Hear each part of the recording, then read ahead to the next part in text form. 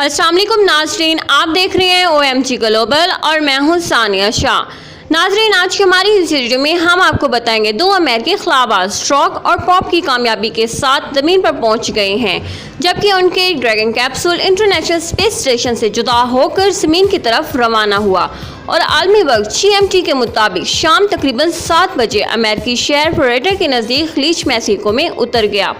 आज की हमारी इस वीडियो में हम आपको तफसीलात से बताएंगे, लेकिन उससे पहले हमारी आपसे गुजारिश है कि अगर आप हमारे चैनल पर नए आए हैं तो प्लीज़ हमारे चैनल को सब्सक्राइब कर लें और साथ ही बेल आइकन को प्रेस करना मत भूलिएगा, ताकि हर आने वाली नई इन्फॉर्मेटिव वीडियो आप तक बआसानी पहुँचती रहे। जी तो नाज़रीन, ये 45 साल में पहला मौका है जब कोई अमेरिकी खलाई अमले ने पानी में लैंड किया हो। रॉक ने पहुंचने के बाद कहा कि ये उनके लिए बहुत इज्जत की बात है कि उन्हें इस मिशन पर जाने का मौका मिला। रॉक के पैगाम पर SpaceX के कंट्रोल टावर ने उन्हें खुशामदीद कहा और पैगाम दिया, SpaceX उड़ाने का बहुत शुक्रिया। अमेरिकी सदर डोनाल्ड ट्रंप, जिन्होंने 2 माह कबल इसे रॉकेट के खला में भेजे जाने की तकरीब में शिरकत की थी, उन्होंने कहा अपने ट्वीट में कि उनके लिए नेक ख्वाहिशात का इजहार किया।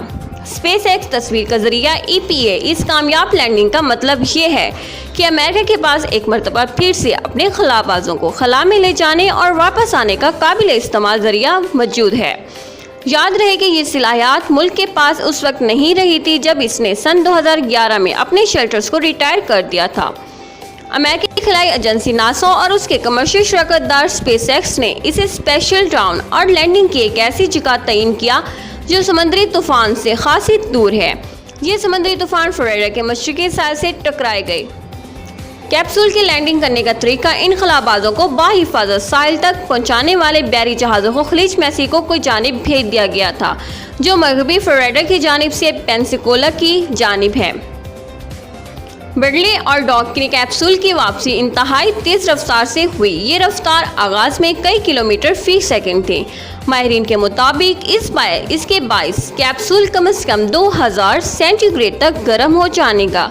जैसे जैसे ये फिज़ा में नीचे की तरफ आना शुरू होगा, इस दौरान जब कैप्सूल ज़मीन से 5500 मीटर के फासले पर होगा तो रॉक निज़ाम के तहत 2 पैराशूट खुलेंगे। इस दौरान कैप्सूल अपना सफ़र 560 किलोमीटर फी घंटा की रफ्तार से जारी रखेगा। इसके बाद 1800 मीटर की बुलंदी पर 4 मज़ीद पैराशूट खुलेंगे, जो कैप्सूल के समंदर पर आहिस्ता से लैंडिंग यकीनी बनाएंगे। नासा तस्वीर के जरिए EPA, जैसा कि हम आमतौर पर फिज़ा में वापसी के दौरान होने में कुछ मिनट के लिए रेडियो साइलेंस हो गया, क्योंकि गर्म गैसेस कुछ देर के लिए कैप्सूल को घेर लेंगे। 45 मिनट कबल एक अपोलो खलाई गाड़ी ने बहरुल कायल में लैंड किया था।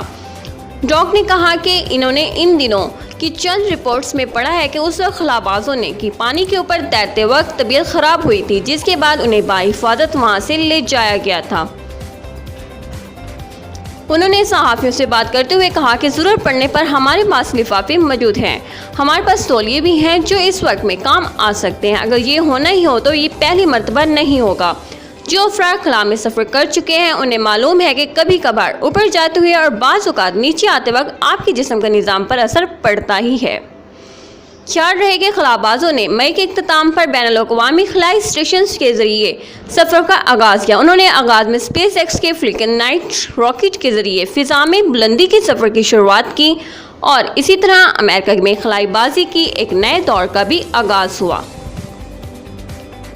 इस कंपनी के बनाए हुए ज़्यादातर हार्डवेयर, जिसमें फेल्कन रॉकेट के बाद मशीनें भी शामिल हैं, इनको दोबारा इस्तेमाल किया जा सकता है।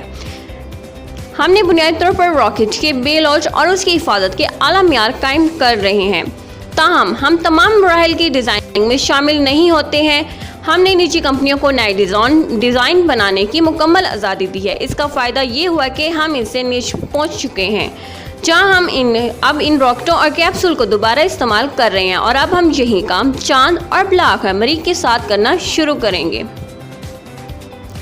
लेकिन कंपनियों के इसके स्टारलाइंस कैप्सूल में बाज़ सॉफ्टवेयर में दुश्वारियों के बाद इसका तारुफ का मौखिक करना पड़ा।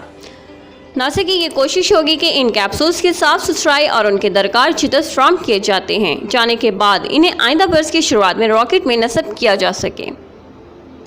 1981 में पहला शटल मिशन के साथ भी अमेरिकी परचम ले जाया गया था।